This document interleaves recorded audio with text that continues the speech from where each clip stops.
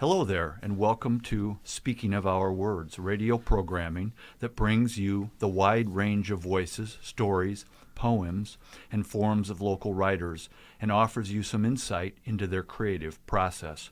My name is Marhsall Smith. I'm your host. I'm a published poet, and I studied poetry in the MFA program at the University of Iowa Writers Workshop. We have several guest writers today. We have BLiss, Dave Gourdoux, Richard Bell, and Jeff Sturycz. So we might as well get going. So first we'll start with Jeff. Jeff, if you could start maybe by telling us what kinds of things you write, and then proceed ahead with your piece. Thanks, Marshall.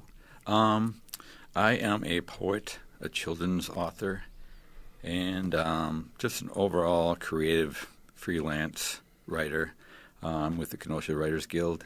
And I'm happy to be here today to read for everyone. Today I brought a piece that I wrote called Just a Hand I Held. Okay. It was a Tuesday. I was lingering once again at a coffee shop that has always inspired greatness from fingers to keystrokes. I placed a feel-good ad on the bulletin board, complete with tear-off tape tabs. And it read, "Hope. It's not a wish, it's free." I frequently stopped during my stay that day to see if any of the tabs were taken, and none were yet. It was a Wednesday now, and to my surprise, one tab was taken. Well, my breath quickened, and the windows of my soul seemed to clear to see my own worth. The walls, I feel, were coming down. Well, this blink of memory kept me smiling for the whole day and then the morning to come. It was a Sunday now. After church, I would meet at a coffee shop with a friend who just months earlier was released from prison. Well, the goodness in me wanted to be merciful and try to help him.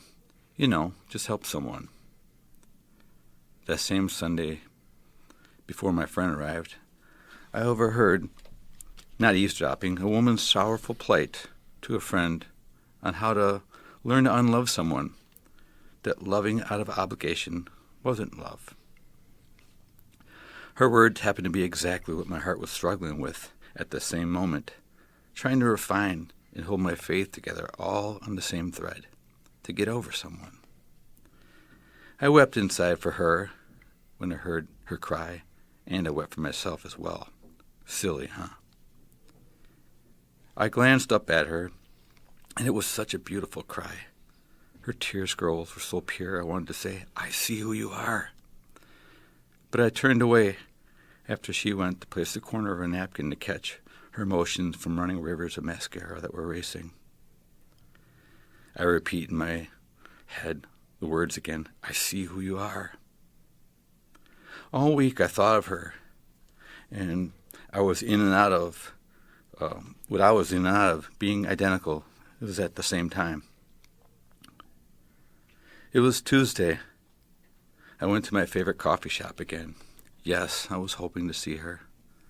I'm not quite certain, but I was starting to feel something again in my heart. I was rational enough not to fall over a moment, but I pondered how fate works. Was it the caffeine? Was it the mystery? Or was it my broken heart growing for life again? It didn't matter. Something was driving me. Something was giving me a reason to get up in the morning again and sing. My walls were coming down. I was volunteered at a soup kitchen, and I'd think of her tears in slow motion, if you will. And among all the people that had offered themselves freely to help others, beautiful Christian people and without agenda or reward, I was thinking of her for my own selfish reasons. But I was hurting that it was until now. It was Sunday again at my coffee shop. I came around the corner to where I placed the ad to see if any other of the tabs were torn off, and also in hopes of seeing this woman today who was consuming my daily thoughts. I was fixated on one image. It was innocent, but this is silly, I was arguing in my rational mind. Then, turning the corner, there she stood. My heart flew. I tried to stay calm, so I just simply smiled at her. I looked at the board. Another tab was torn away. Then I looked down. I had seen it she was the one holding the latest piece. I stepped closer to her, next to her, both looking at the same ad that I had placed, not sure why, but I switched my writer satchel to my left side shoulder. I dropped my hand down, and I grazed the back of hers, warm and still. I gently moved my fingers around, and in my mind, I'd say as I blended them into hers, I see who you are. We've stood there for what my heart's internal pulse wants to say at least 12 years, but time didn't seem to enter or offer a pause button to be pushed. No one knew that we were complete strangers. No one knew that this simple offering of refinement had melted each other's woeful glaciers just in one touch. That our hands were healing something that only God knew about. It was a Tuesday again. I see her, alone at a table and me at another. I smile from a distance for what must have been about an hour.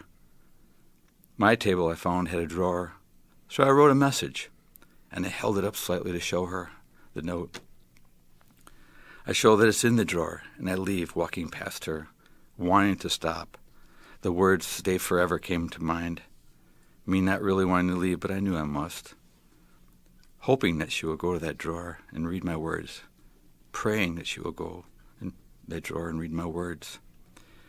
I left no number, nor name, just a letter about an undying hope for tomorrow and the next day and the day after that.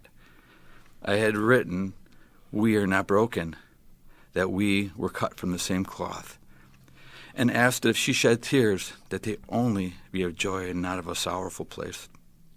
And also, if she had more tears that she can control, to please gather and save them for me, that I wanted to water a flower garden that I'd start just for her.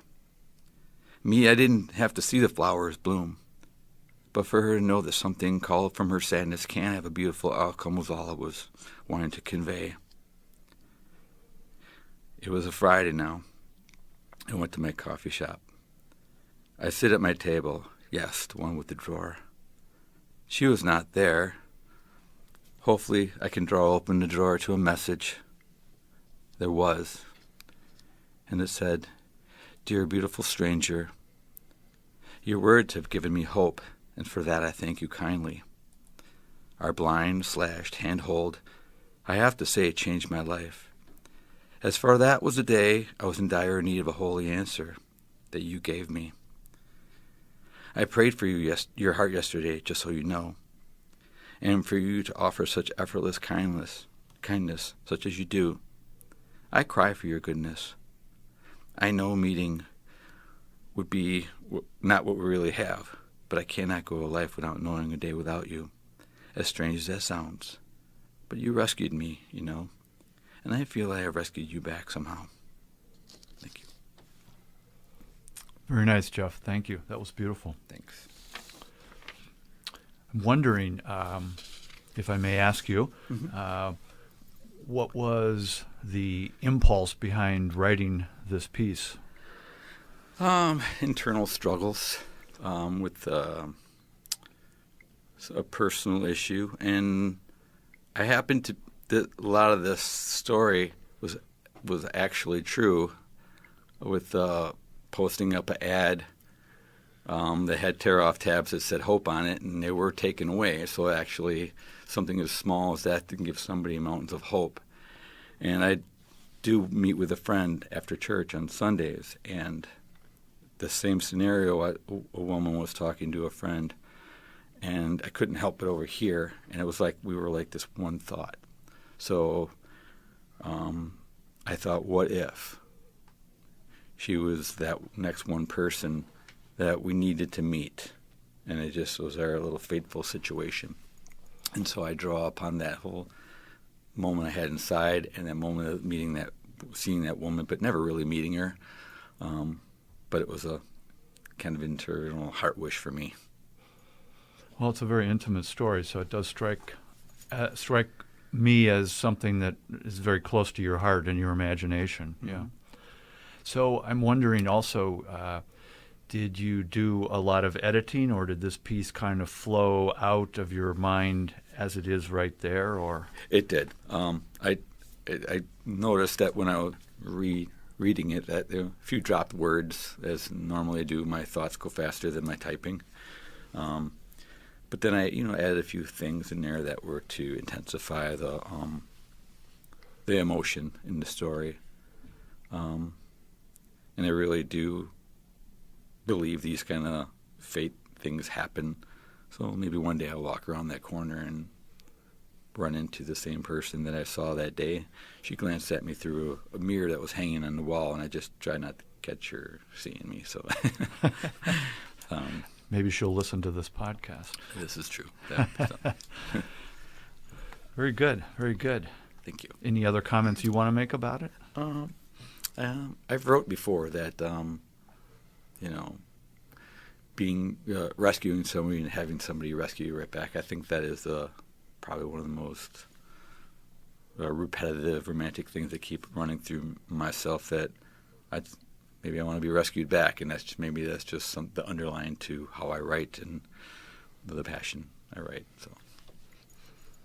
Very good. Very good. Thanks. Thank you, Jeff.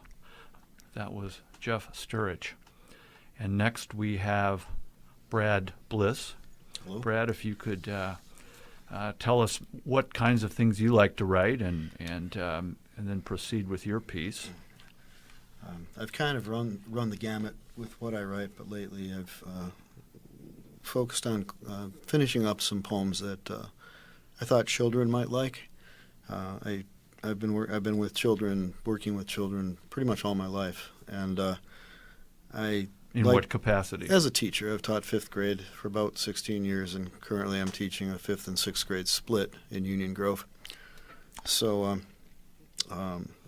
it's been fun. It's fun to read it to the kids when they to get a reaction out of them, to break up a school day a little bit, and that's what it goes. Plus, I like the sound of.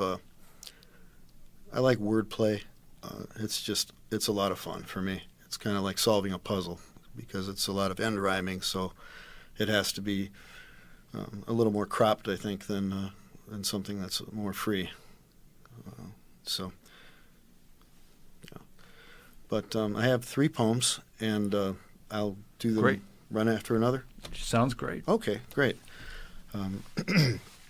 This one doesn't have a title, so I'll just start. When breezy autumn tickles teases tired trees to amber sneezes, and greedy squirrels, mouths full of plunder, watch chevron geese in quiet wonder, then old folks grumble, for they know that soon long winter winds will blow, then days and weeks and months of snow. But children hear an errant busker within that wildly whirling bluster, and race the leaves on down the street with cries and shouts and wind-blown feet. I, too, have passed uncounted hours, lost in red and yellow showers.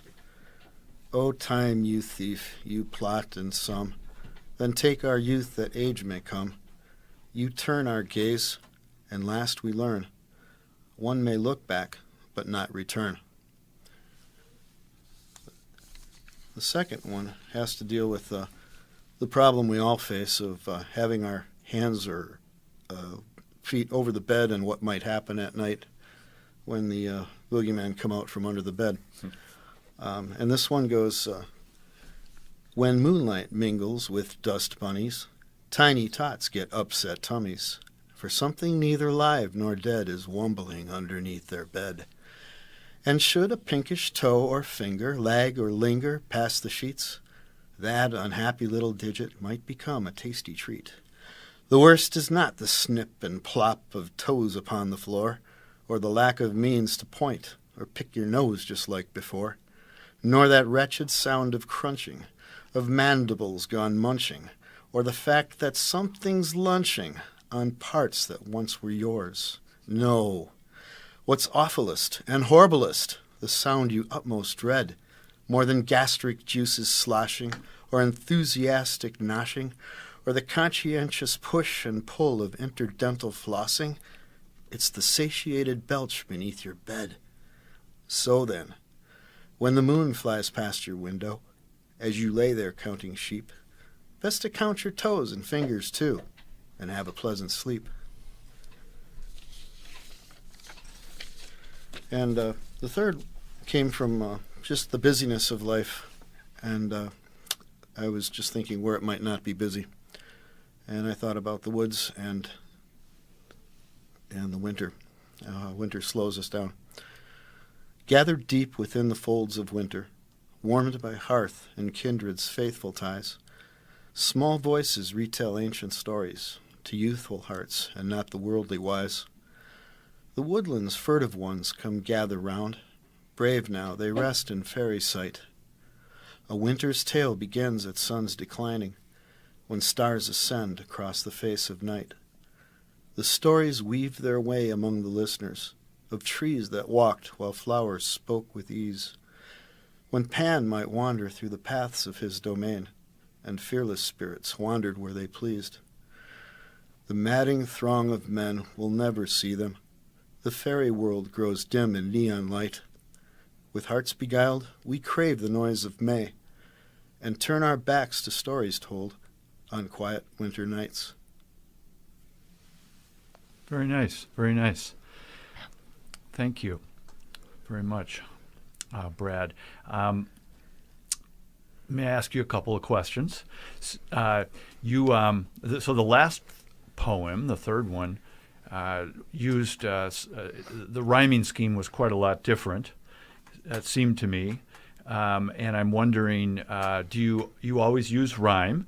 And for instance, the second one had a lot of alliteration, consonants, and things going on. And with the successive rhyming, I think I might have heard. I'd have to actually review it in writing. What do you think about when you think about your? I'm going to do this poem, and I'm going to create some meter or some structure. Or what do you think about? Or does it just kind of come out on its own? I can only say it comes out on its own. For me, it's the thought first, and how can I put it into something that holds together? I guess that's the best way I can answer that. I have done things that don't end rhyme, but it just seems I've got a lot that does, so I just brought that. And it seems like that it's a lot of fun to listen to. Good. And it sort of seems like you're probably having fun writing it, and you memorized some of your poems, I believe, because I saw you not even looking at your sheet while you were saying some of the words, which is so you have an oral. You've kind of worked it out in your head how you want to sound when you read it and all of that. Right. Well, true, and that and the thought of I like to imagine what the reaction of the kids will be when I read something. And so that makes it a lot of fun for me. Great, yeah. Great. And so do you spend quite a lot of time editing these, or does it kind of come out in the same way I was just asking Jeff, in one piece more or less, or how does that go? My friend is Rhyme Zone on the computer, and I try to find better words. I've always been told, there's 50-cent words and $60 words, and try to find something that's worth a little bit more. So, and I tell my students that too. Give me a stronger word, adjective or something. So they're participatory in this process, perhaps a little bit, or when I have some time, I'll inflict my poems on them to see if it sounds okay, and if I get a smile, then I'll know maybe I've got something. Great. That was very nice. Very nice. Brad BLiss, thank you.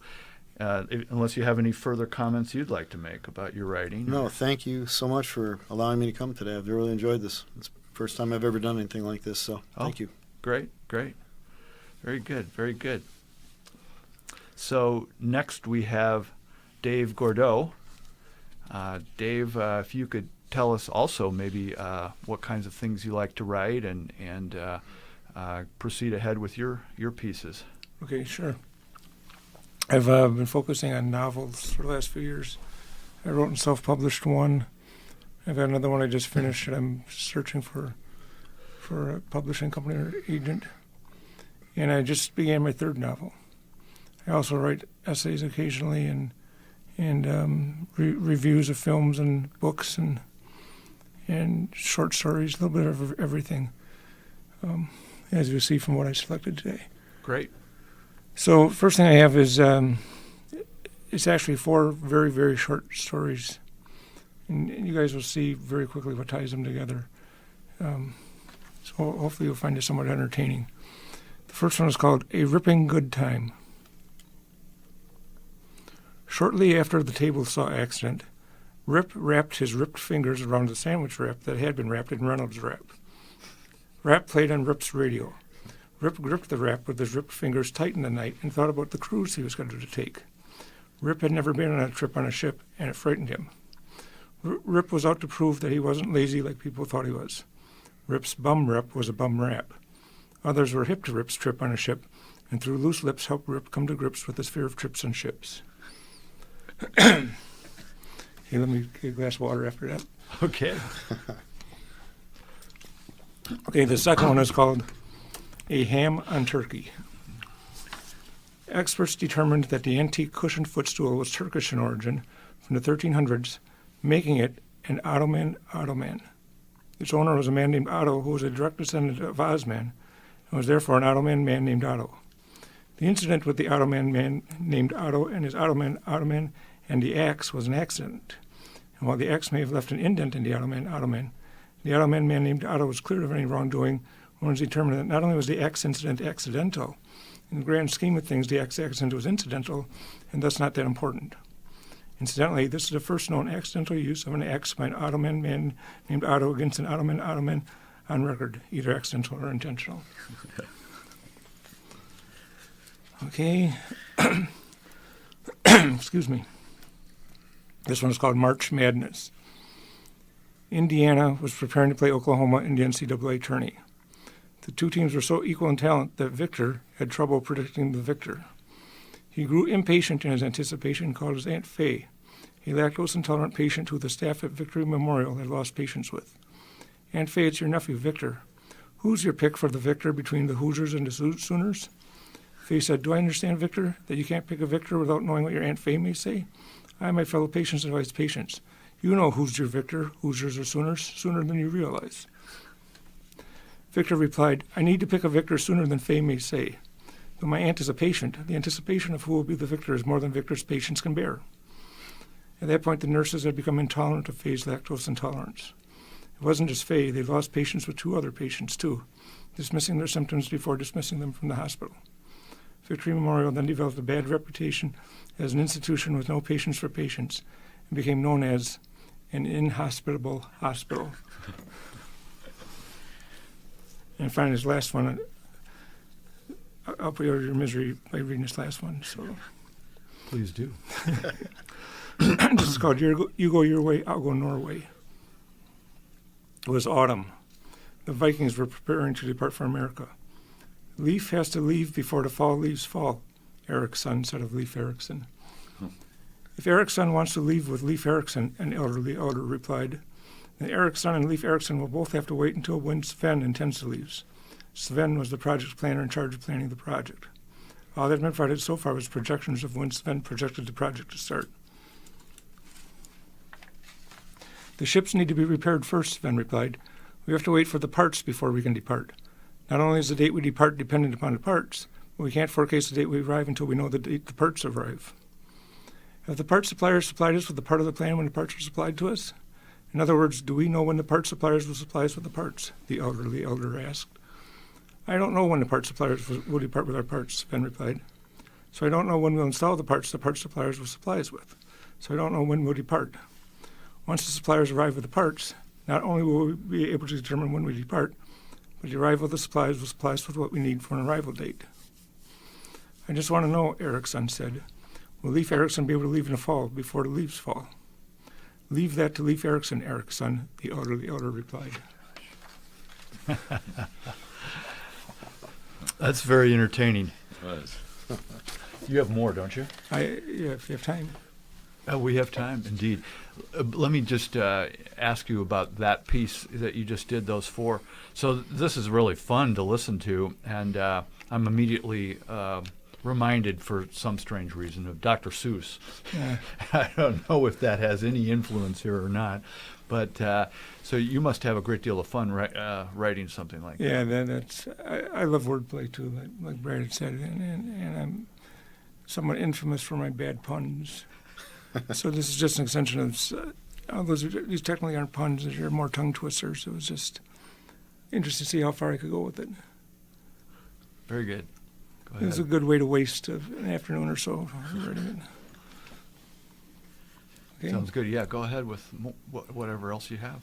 I think this is going to be a complete 180-degree switch in tone. This is an essay I wrote more than 5 years ago, and some of the specifics are a little dated, but sadly the main point of this is still sadly the same.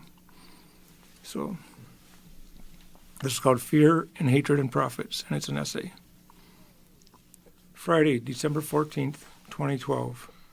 The world is unrecognizable. Maybe those Mayan calendars predicting the end of the world were right after all. When insanity reigns over innocence, the structure of the world starts to fall apart, and everything we know to be true and real and important is torn. The world isn't the world anymore. It's beginning to look more like hell every day. No place is safe. We've had shootings in temples, grocery stores, movie theaters, and just in the past few days, shopping malls and elementary schools. Think about that for a moment. Temples and elementary schools, places of worship and learning, grocery stores and shopping malls, centers of sustenance and commerce. These are elemental components of any civilized society. They may have been home to violence in other countries, but in the United States, what's to be done? There will be much debate in the coming days. Do we banish all guns forever, or do we arm everybody? Nobody knows the answer. Maybe a place to begin is to start recognizing each other as neighbors, as fellow human beings, and start treating each other as such. What we are seeing is a result of the intense fear and resentment and selfishness as pounded into us day after day. How many sick people are out there with serious mental illness going untreated? How many needless guns are out on the street for people to protect themselves from those evil people with different colored skin who are just waiting to hurt them? The problem is money. The NRA doesn't give a rat's ass about the Second Amendment or protecting people's rights. That's all a sham. The NRA is manufacturing fear so gun companies can manufacture more guns, and it's working spectacularly well. The same is true of the people looking to cut entitlements. They aren't concerned about leaving our They aren't concerned about leaving our children with crippling debt. That's a shame, too. They're working for the healthcare industry, trying to eliminate Social Security and Medicare so that private companies can take them over. The result of this will be an even larger number of the already expanding population of people with mental illness falling through the cracks, not getting the treatment they need. This is a volatile combination that is brewing. More mentally ill people and more guns on the street. More fear and divisiveness being stirred up. More anger and confusion and chaos. More money being made. And more rhetoric and resentment.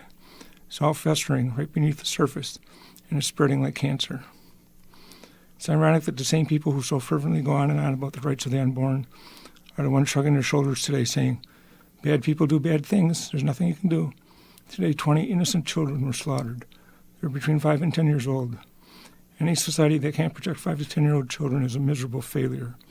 And I don't care what anybody says. The right of 5 to 10-year-old children to live a fear-free life and not be gunned down in cold blood is infinitely more important than the right to hunt deer or to cower to manufactured fear behind the barrel of a handgun. I'm not saying get rid of guns. I'm saying let's bring a little honesty and perspective to the debate. And these children who are loved by parents and siblings and grandparents who just started developing friendships and passions and experiencing joy and wonder, who have so much potential, are more important than those unborn fetuses we hear so much about. If you want to be pro-life, that's fine, but be consistent. Be pro-life for those who are already living as well as those yet to be born. We are told to hate welfare recipients because they are cheating us. We are told to hate immigrants because they will take our jobs. We are told to hate people with different colored skin because they want to hurt us and take our things. We are told to hate people with different religious beliefs because they want to blow us up and make us worship their gods. We're even told to hate people who work for us, teachers and cops and prison guards, because they are getting better benefits than we are. Then we scratch our heads and wonder, why all the senseless violence? Are we really that effing stupid? Oh, I didn't write effing. So, Dave, is that in response to what just happened? That was in response to Sandy Hook more than 5 years Okay. ago. So, Right. Well, it seems very relevant, of course, because of what just happened. yeah, that's why I brought it in. Unfortunately, not much has changed. Right. I like in there your reference to getting no neighbors. Reminds me of Meet John Doe with Gary Cooper. Gary Cooper and Barbara Stanwyck. And just to getting to know that person that you're assuming is a burden on society or just is an angry person. You get to know them more face-to-face. So when you said that, that's what brought me over to that. Yeah, we've become so divided. It's unbelievable. It just defies logic sometimes. And how we assume things about people because we haven't got to know them. Right. You know, you got to take those moments of, like when people are entitled to something, we're feeling by way of what people tell us that they're not entitled to that without us knowing any other person will get to know you or your friends, neighbors. So Yeah. And unfortunately, there's a lot of money being made in divisiveness, and I think we address that. That's a very true statement. A lot of money being made in creating divisiveness. Mm-hmm.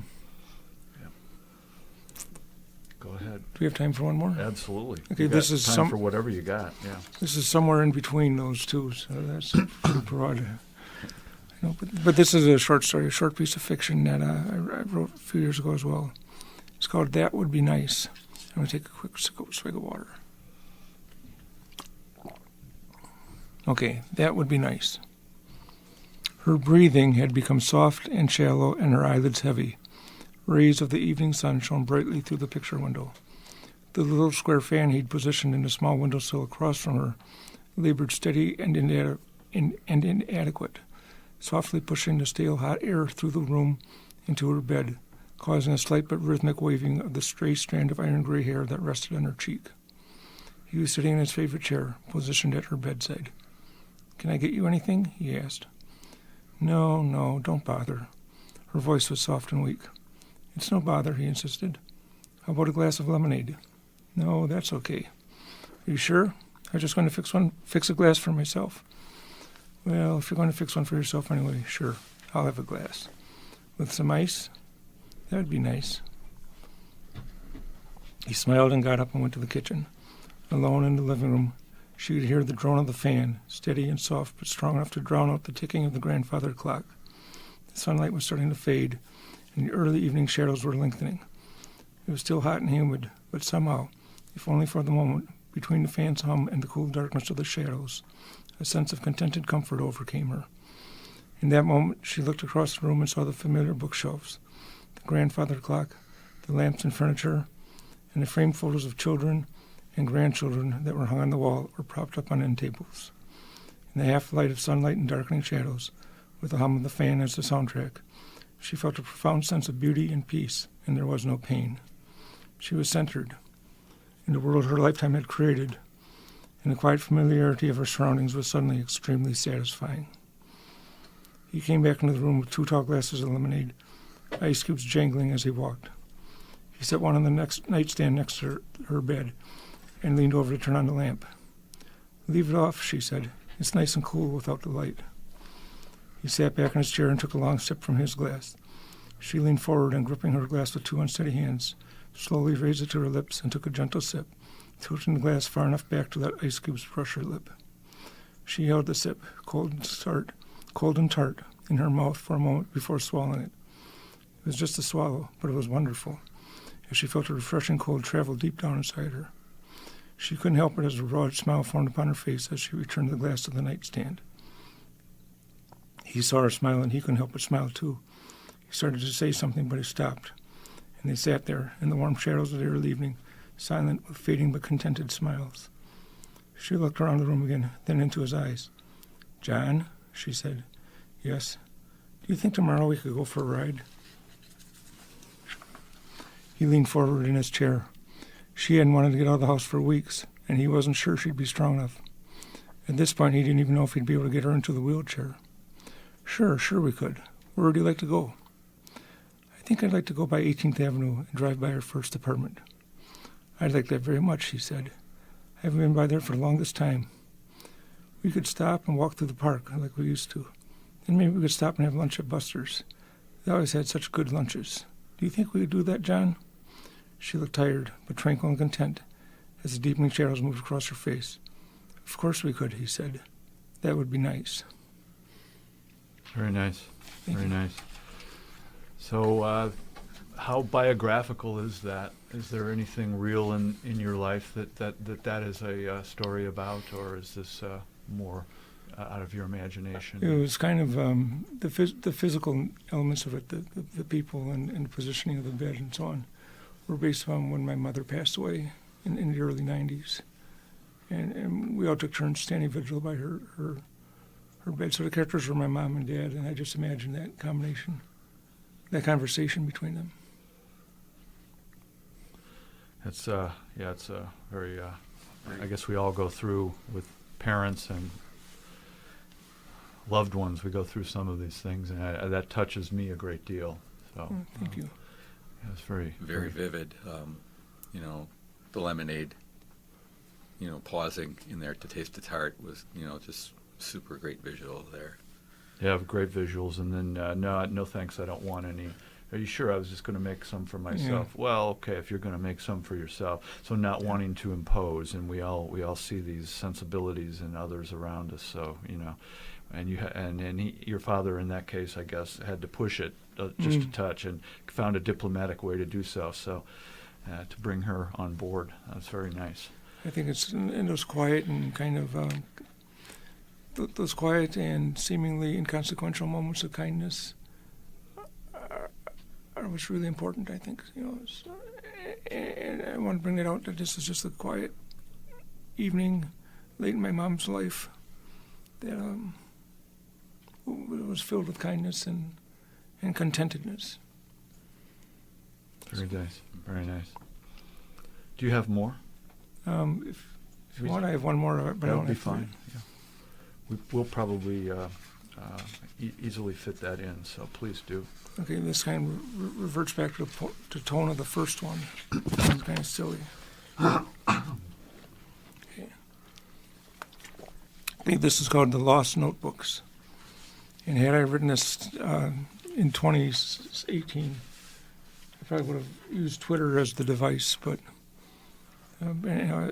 as such, I wrote it a few years ago, and I hadn't thought of Twitter yet. So it's called The Lost Notebooks. Excerpts from the notebooks and journals of famous authors are frequently published and studied by noted scholars. Although I am not famous, I have been studied by various healthcare professionals in white coats who frequently appear to me late at night, especially after I've eaten fried food. So it is that I've compiled the following excerpts from my personal journals. My hope is that these selections help lead to a wider understanding and appreciation of who I am, and maybe eventually help me understand why I am afraid of cardboard. Okay, so first entry is from October 4th. Today, my would-be financial advisor asked me what's my net worth. I told him maybe $6.99. It's only for a ping pong table after all. October 1st. For dinner tomorrow night, I will be capturing and incarcerating poultry. I want to try this Cajun chicken I've been hearing so much about. Feel free to groan. Okay. September 23rd. Tonight I wrestled with my conscience and won 2 of 3 falls. In the third round, as I scored on a brutal takedown, my conscience suffered a bilateral TMV, torn moral value. Although responsible, I feel no remorse. September 1st. Somebody up there likes me. Either that or squirrels have nested in my attic again. July 19th. Today I decided to stop and count my blessing. It turns out I have 6.5. June 4th. Being self-absorbed is a good thing if you spill your guts. May 3rd. Tried out my brand new belt sander today with mixed results. Next time I think I'll remove my belt before I start. January 9th. I'm thinking I'll insert an escalator clause into my elevator speech.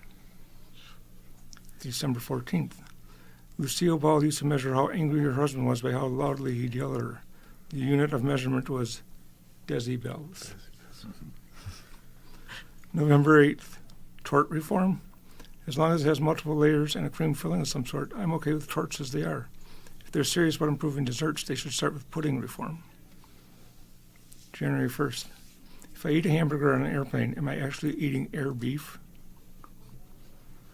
November 19th. Idea for a new product. Colgate with sodium pentothal added to it. I'd call it truth paste. June 23rd, 1887. An existential sweet potato might say, I think, therefore I am.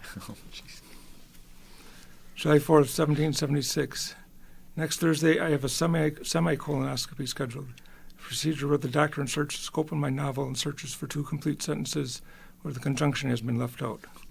The worst part is the prep, as I have to go 12 hours without using any punctuation. 37 BC. Somebody stop me. I have an overwhelming urge to go to the refrigerator and put all of my eggs in one basket. 9 billion years ago, and this is my favorite one. Little known fact, Dracula loves to eat baby chicks. So don't hatch your chickens before the count. Jeez. And finally, 7 zillion eons before the Big Bang, today's forecast. Showers will occur this morning, most likely right before shaving. Relative humidity will be in the Uncle Leon and Aunt Martha levels. Barometric pressure will rise when grizzlies learn about centimeters. A cold front will occur after standing with your back to the shower for too long. Temperatures will be normal, 98.6 degrees. A tropical depression will take hold among sad people who live near the equator. Tonight, expect extended periods of darkness. And finally, the final entry from my notebooks last Tuesday. Phobophobia, the irrational fear of developing irrational fears of things. So, Very entertaining. Yeah. That's fun. That's fun. You could go on and on with those, I'm going to bet. You can add to that and come up with a book. I think I already went on and on. No, Most I could handle a few more of those. Have a glass of wine and by the fire and listen to a few more of those. Arachnophobia with the sweater thing. Oh, yeah. There was angoraphobia. Yeah. Fear of leaving one's house while wearing a wool sweater. Very good, very good. I have a piece here by Richard Bell in our Kenosha Writers Guild called Weir Pigs. Everyone has heard of werewolves, but have you ever heard of weir pigs? I hadn't until a critical incident transpired in my life. Please allow me to explain. It was a full moon that evening. I first visited one of those all-you-can-eat restaurants. I was walking to my seat between rows of tables when I spotted a $5 bill on the floor. So, being a nice guy, I picked it up and handed it to the guy sitting there. As soon as it was within his reach, he rapidly jerked his head and bit me on the arm. It broke the skin a bit, but I didn't realize I was cut at the time, and I moved on after giving him a dirty look and wanting to challenge him to a death duel. But I kept my mouth shut. He continued his eating frenzy and totally ignored me. Incidentally, the best part of those restaurants is that you can have all the dessert you want. Try it sometime. They won't stop you. The next day, I noticed the spot was red and swollen, so I put some salve on it before driving to work. But on the way there, I abruptly became aware that I was chewing on my hat. I was overcome with an appetite like I have never known in my life. Pulling into the nearest fast food joint, I ordered a double cheeseburger and fries and ate faster than I ever have, but it was not enough. I returned to the counter and ordered 7 more burgers, 10 fries, and 3 apple pies, and after eating all that, I was still famished. It was weird because I had never felt such hunger before in my life, and I wondered, is this what starvation feels like? I called in sick to work and drove to the grocery store, where I nearly maxed out my checking account. I drove away with bulging bags of groceries, and once home, started cooking and eating. Pizzas, chips, gallons of soft drinks, hot dogs, hamburgers, peanut butter, jelly, sandwiches, rice, raw fruits and vegetables, boxes of cereal, gallons of milk, kitty litter, pork chops with applesauce, candy and ice cream, cookies, bags of flour, eggs, truffles with caviar, olives, buffalo wings, soup, spaghetti, giant burritos, taco steaks, chickens, bacon, and a bunch of stuff with bacon already in it. After 4 hours, I felt normal again. But I realized it would soon be dinner time, and then what would I do? I could not afford to go shopping until next payday. At that point, I conveniently remembered the all-you-can-eat restaurant, drove back in the evening, and sure enough, that guy was at the same table. So I sat opposite him for a confrontation. He was so busy eating that he didn't notice until I grabbed a chicken wing from his plate, which made him look up and growl. I growled right back as I stuffed it in my mouth. "What in the world did you do to me?" I yelled. He was going to keep ignoring me, so I started reaching for another chicken wing. This made him stop eating, and he grudgingly explained that during the full moon almost everyone there was a werepig, having been bitten by another werepig at some point in time, and it made sense. I got up, took a plate, and after filling it to overflowing, I returned to his table, where we both silently ate for hours, pausing only for refills. This restaurant has become a new home several days per month. The customers are like family to me in that we eat and pretty much ignore each other. My only complaint is the table of guys all wearing plaid golf pants. They seem angry at me for some reason. So if you decide to visit when the moon is full and bright and are not one of us, keep your arms close to your sides as you walk through, or you might become a werepig yourself. Well, I think I will read one of my poems at this point, and then I'm going to read a couple of poems that I admire a lot, and that'll probably come toward the end of our program today. This is called Clouds. The east is the color of blue-edged bone. Clouds pour across the sky. My father sits up weary, reading Robert Louis Stevenson all night, smoking Panama cigars, dreaming. His eyes drift back like clouds across the field of the page. He dreams of stalking elephants in steaming African jungles, coral snakes like springs on the arms of trees. He dreams of chestnuts scattered like children on Oklahoma lawns, red earth flaming at sunset, stars falling through his childhood. He recalls the half moon of a woman's shoulder sinking back into the grass. He dreams of sailing alone around the world, one small stone deep into his hand. And he dreams of mirrors on the walls of French restaurants where he saw himself once, frozen for a moment in a white shirt. He goes to work sleepless the day of this morning, drags a worn brown briefcase aboard a train, rushes from the blurred platform where for a moment it seems he still stands, watching the blur of the train.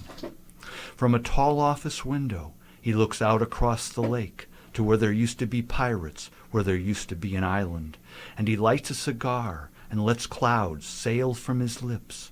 Below his feet, the Chicago River is green. Wow. Poem about my father. Yeah, that was very, very beautiful. Yeah. Thank you very much. May I ask what his occupation was? He sold advertising space for a couple of different magazines, Progressive Farmer and Southern Living. Yeah. Yeah. Had an office down in Chicago, so he had to commute from a suburb, and that's the kind of situation I kind of grew up in, in Chicago area. I liked the reference to Robert Louis Stevenson, and I think you were getting in his head about what he dreamt about, what you imagine he dreamt about, right? Right. And the kind of combination of Robert Louis Stevenson and the things he chose seemed to work very well together, because Stevenson wrote a lot of children's poems that were very adventurous. Thank you. That was the idea, the adventurousness of Stevenson and my father's imagination. Yeah. Sounds like he was very, he kind of led you to where you are today with his imaginative storytelling himself, whether he knew he was or not.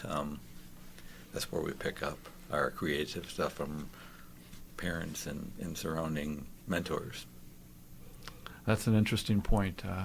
I'll give that some more consideration, because that may in fact be a seed that was planted early. Mm-hmm. Yeah, I think it is. yeah, very nice. Yep. I wanted to close this session out with two poems. One is a sort of celebratory poem by a poet, a very famous one, William Carlos Williams, who wrote at the time with Ezra Pound and T.S. Eliot, and created sort of the part of the Imagist movement in the early part of the last century, where free verse started in, where rhyme began to somewhat disappear. And this is called, as I said, it's celebratory, Danse Russe, so Russian dance.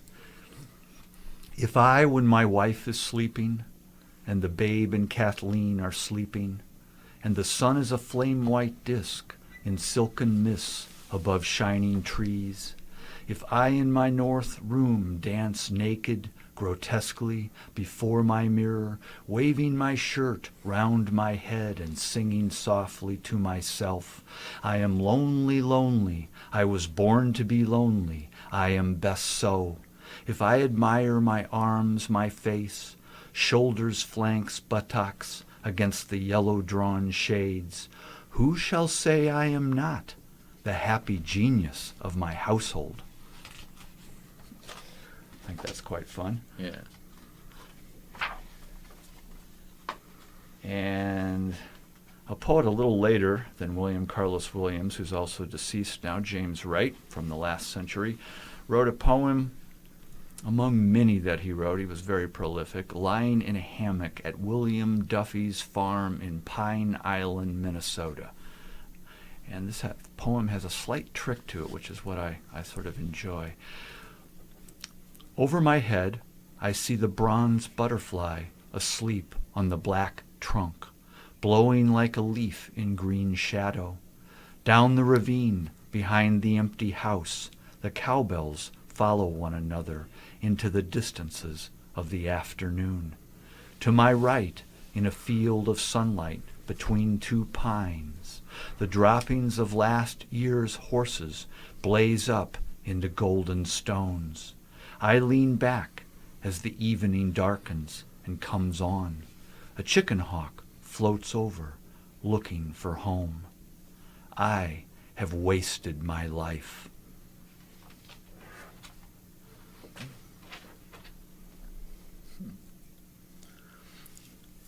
So that poem, The Little Trick, is the last line. Anybody have any thoughts on that? How you could end that beautiful scene with "I have wasted my life"? Yeah, it seems kind of incongruous. I don't know. It's like the dot. Keep dotting. You know, for you to draw your own conclusion to like what his thoughts were. I remember in college when I came up on that poem with my roommate. He was teaching me about poetry at the time, and I said, well, incongruous may have been a word I used, but that's exactly right, that it seems incongruous.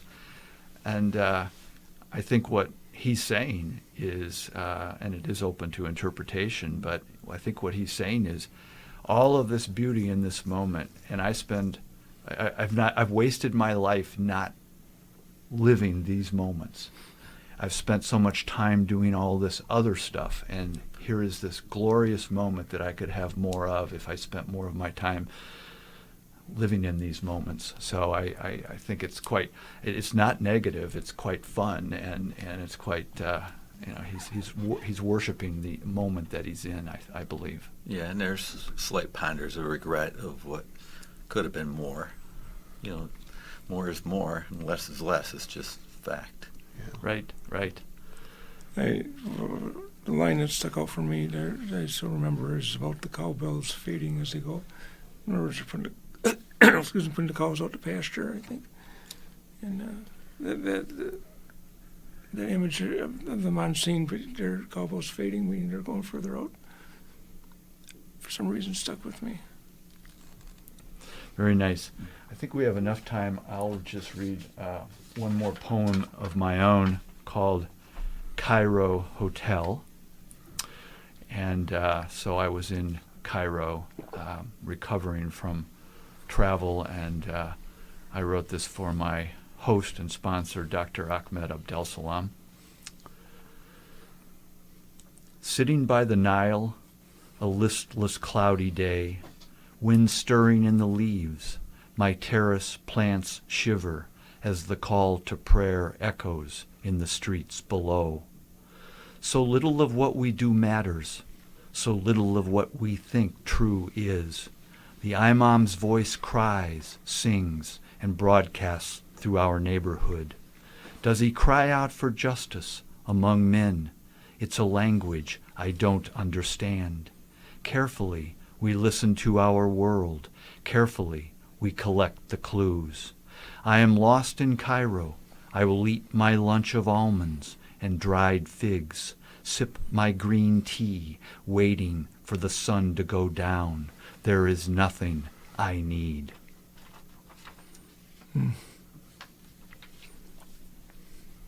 Very nice. Thank you. Thank you very much.